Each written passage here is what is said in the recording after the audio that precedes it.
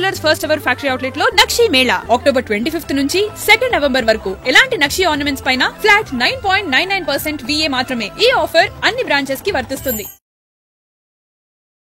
ఆగ్నేయ బంగాళాఖాతంలో తుఫాను ప్రారంభమవుతున్నటువంటి పరిస్థితి అయితే ఉంది. ముఖ్యంగా తీవ్ర వాయుగుండం ఇప్పుడు తుఫాన్గా రూపాంతరం చెందుతున్నటువంటిది అయితే ఉంది. మనం ఇక్కడ విజువల్లో కనుక ఒకసారి చూస్తే ఈ వాయుగుండం తుఫానుగా ఏ విధంగా రూపాంతరం చెందుతుందనేది గ్రీన్ మ్యాప్ను అయితే ఒకసారి మనం చూడొచ్చు.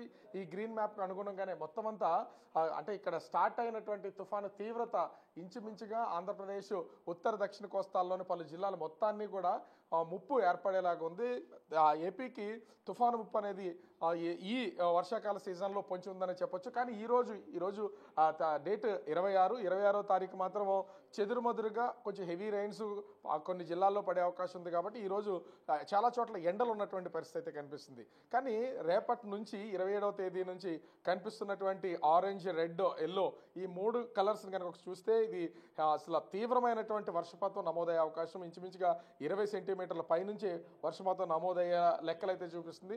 మొత్తం ఆంధ్రప్రదేశ్లో అన్ని ప్రాంతాల్లోనూ వర్షం కురవడానికి ఆస్కారం ఉందనేది వాతావరణ శాఖ అయితే చెప్తున్నటువంటి పరిస్థితి ఉంది. ఇక తుఫాను తీరం దాటే సమయంలో ముఖ్యంగా 28వ తారీఖున అది కాకినాడ తీరంలో తుఫాను తీరం దాటుతుందని చెప్తున్నారు. దానికి సంబంధించి అటు శ్రీకాకుళం నుంచి పార్వతీపురం, మన్యం జిల్లా ఒకటి తప్ప శ్రీకాకుళం నుంచి బాపట్ల జిల్లా వరకు ఉన్నటువంటి అన్ని జిల్లాలు కొంచెం ఎఫెక్టెడ్ అయ్యే అవకాశం ఉంది. హెవీ రైన్స్ కురుస్తాయని చెప్తున్నటువంటి పరిస్థితి కనిపిస్తుంది. ప్రస్తుతం మనతో పాటు విశాఖ వాతావరణ కేంద్రం అధికారి జగన్నాథ్ కుమార్ ఉన్నారు. సార్, అంటే ఇక్కడ ఈ మ్యాపింగ్ అంతా మనం చూస్తున్నాం.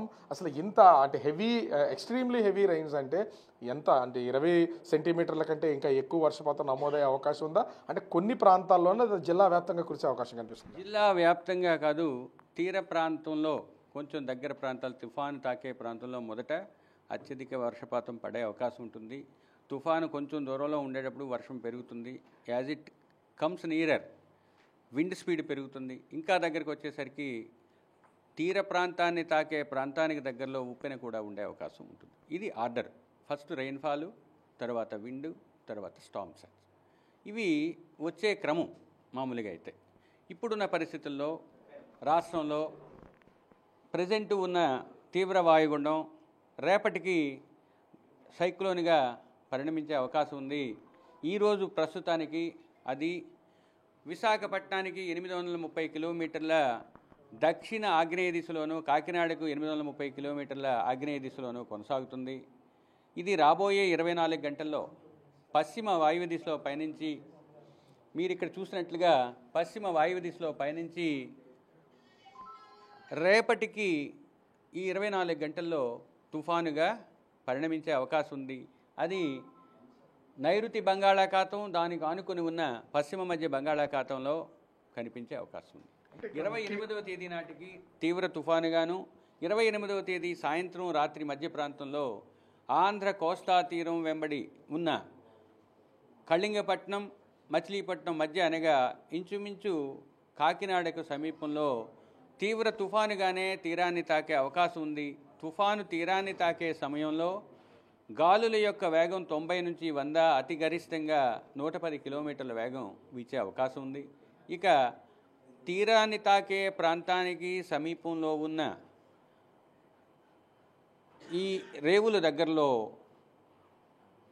సాధారణ ఆటుపోట్ల కన్నా 1 మీటరు ఎత్తులో ఉప్పెన వచ్చే అవకాశం. అంటే ముఖ్యంగా ఇప్పుడు ఇంత ఈదురుగాల్లో ఉన్నటువంటి పొజిషన్ ఖచ్చితంగా తుఫాన్ తీరం దాటే సమయంలో చెట్లు ఇరిగిపోయి కరెంట్ స్తంభాలు ఇరిగిపడిపోయే అవకాశం అయితే కనిపిస్తుంది. ఇది అసలు ప్రభుత్వం తీసుకోవాల్సినటువంటి చర్యలు ఏ విధంగా ఉన్నాయి, జాగ్రత్తలు ఏ విధంగా ఉన్నాయి చెప్పండి. ఒకటి, ఈ తుఫాను దాని యొక్క తీవ్రత పెరిగే వరకు వివిధ దశల్లో అది కలిగించే విపత్తు, దాని యొక్క తీవ్రతను మేము డ్యామేజ్ పొటెన్షియల్ అని చెప్తాం. అది ఇంపాక్ట్ అంటే అది కలుగజేసే పరిణామాలు ఏ విధంగా ఉంటాయి తెలియజేస్తూ మేము డిజాస్టర్ మేనేజర్స్కి, ముఖ్యంగా డిస్ట్రిక్ట్ కలెక్టర్స్కి మేము పంపించడం జరుగుతుంది.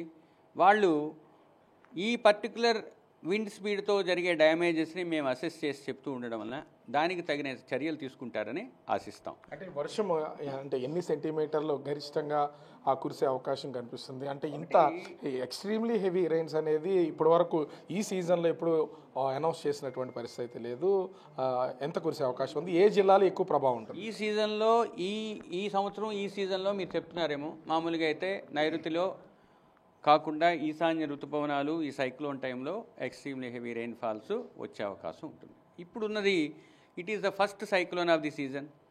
ఒకవేళ వస్తే ఇది ఈ సైక్లోన్ ఈ ప్రాంతంలో కాకినాడ దరిదాపుల్లో తీరాన్ని తాకుతుంది అంటున్నాము. కాబట్టి కాకినాడ నుంచి ముందు రోజు ఈ నెల్లూరు వరకు ఎక్స్ట్రీమ్లీ హెవీ రెయిన్ఫాల్ అంటే రెడ్ వార్నింగ్ ఇవ్వడం జరుగుతుంది. శ్రీకాకుళం నుంచి ఉన్న ఈ ప్రాంతం అంతా కూడా ఇంక్లూడింగ్ రాయలసీమ ఆరెంజ్ వార్నింగ్ ఇస్తున్నాం.